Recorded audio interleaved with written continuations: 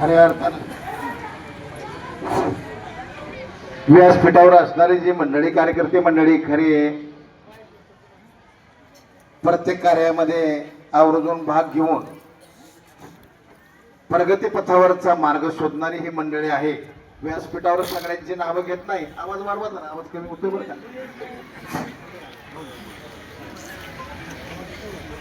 आणि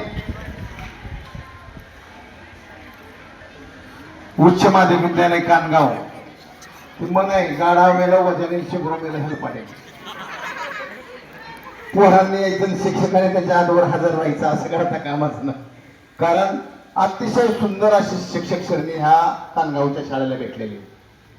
पहिल्या प्रथम मी या शाळेतील सर्व शिक्षकांचं, सरांचं आणि आपल्या मुख्याध्यापकांचं आणि जे काही माता भगिनी शिक्षण शिकवायला असतील त्यांचं पहिल्या अर्थाने टाळ्या वाजवत जोरदार पोरांनो स्वागत करतो. त्यांना धन्यवाद. आजच्या या बिघाडत्या कलियुगामध्ये खरोखर मुलांना चांगलं शिक्षण देणारं, चांगल्या ज्ञानाची दिशा दाखवून देणारं हे आदर्श असं विद्यालय असून या विद्यालयातील शिक्षक सुद्धा अतिशय चांगल्या प्रकारे मुलांवर लक्ष देऊन मुलं घडवण्याचं काम करतात. कारण बऱ्याच शाळांमध्ये आम्ही भेट देतोय, आता काही खरं राहिलेलं नाही. आणि जर तुम्हाला शिक्षक चांगले भेटले असतील पोरांनो तर निश्चित तुम्ही तुमच्या आयुष्याचं कल्याण कसं कराल, आपलं भाग्य कसं घडवता येईल. आपला गुरु म्हणणारा शिक्षक जर आपल्याला चांगला असेल आणि आपल्याला चांगला ज्ञान देण्याचं कार्य करत असाल तर तुम्ही निश्चितपणानं आपलं आयुष्य चांगलं घडवण्याचा प्रयत्न करा. आज या शाळेमध्ये आमचे बाप्पू डॉक्टर असतील, भाऊ असतील, आमचे नाना असतील, दत्तूकाका असतील, गवळी साहेब आहेत, संजवाना आहेत, बदरगे आहेत, अनेक मंडळींची नाव घेतली. ही व्यासपीठावर मंडळी कामधंदा सोडून तुमच्याकरता लक्ष देण्याकरता या व्यासपीठावर आलेली.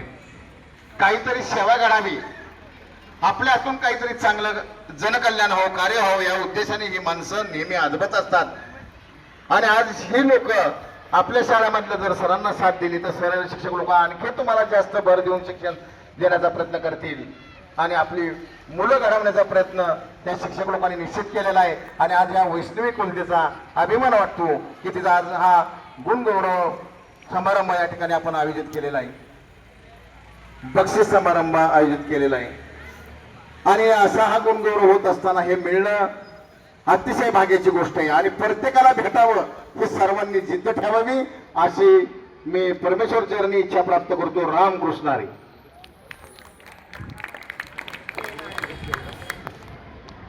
धन्यवाद महाराज. या ठिकाणी शाळा हे आदर्श महाविद्यालय आपलं सर्व विद्यार्थी, सर्व शिक्षक स्टाफ आपल्या या गावातील असं समाजोपयोगी कार्यक्रमासाठी नेहमीच आपल्याला हे व्यासपीठ उपलब्ध करून देतात. हे आपलं शाळेचं पूर्ण सहकार्य ग्रामस्थांना असतं. आमच्या ग्रामस्थांच्या वतीने आपल्या महाविद्यालयाचा प्राचार्य राऊत साहेब यांनाही या ठिकाणी ग्रामस्थांच्या वतीने या शाळेचे नवीन शिक्षण समितीचे अध्यक्ष शिवाजीराव बदरगे यांनी राऊत सरांना चार श्रीफळ देऊन सरांचा सत्कार करावा अशी त्यांना विनंती करतो. यानंतर सत्कारानंतर नाना फडके यांनी आपलं मनोगत व्यक्त करावं अशी विनंती करतो.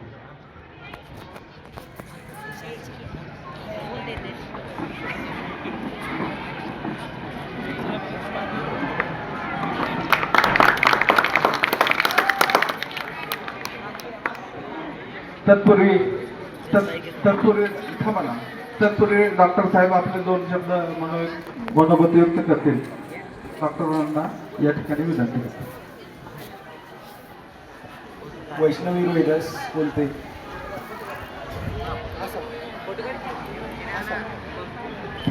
वैष्णवी रोहिदास बोलते यांना पॉवर चॅरिटेबल ट्रस्टच्या वतीने 25,000 रुपयांचा शिक्षणासाठी जो धनादेश प्राप्त झालेला आहे तर त्याबद्दल सर्वात त्या कार्यक्रमासाठी आज आपल्या कार्यक्रमाचे अध्यक्ष श्री नारायण फडके, दत्तूकाका फडके, देवा महाराज, श्री संजयजी फडके, भाऊसाहेब फडके आणि सर्वच मान्यवर या ठिकाणी उपस्थित. वैष्णवी बोलते, हिला जो 25,000 रुपयाचा चेक मिळालेला आहे, सर्वात प्रथम मी आपणा सर्वांना सांगू शकतो की आपण गरीब कुटुंबातून आलेलो आहोत आणि प्रत्येकाला असा प्रश्न पडतो की माझं शिक्षण होईल का नाही. तर जिद्द आणि चिकाटी असेल, आज वैष्णवीला जो चेक मिळालेला आहे तो तिला सहज मिळाला आहे का? तिने जी गोष्ट साध्य केलेली, तुम्हाला पटते का मी काय बोलतोय? तिने आज 25,000 जो चेक मिळवला आहे तो तिच्या कर्तृत्वावर तिने सिद्ध केलेला आहे, तिने कमवून दाखवलेला आहे. मी आपल्या सर्व मुलांना या निमित्ताने आवाहन करेल की जिद्द आणि चिकाटी वापरली तर गरिबी ही